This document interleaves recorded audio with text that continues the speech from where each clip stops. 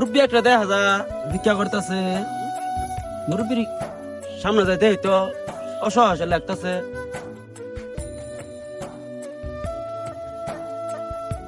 চাচা, তুমি এনুকায় বয়সে ভিক্ষা করতেছ, তোমার কি পোলাপান নাই?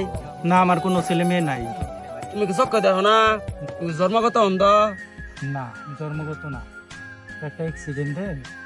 আহারে, পোলাপান নাই, মুরব্বী মানুষ, বয়স হয়ে গেছে গা, এই বয়সে ভিক্ষা করতেছে, চোখেও দেখো না। লোকটারে দেখে খুব মায়া লাগতেছে। আচ্ছা ঠিক আছে, লোকটারে এই ফাঁকটা কিছু আসেনি।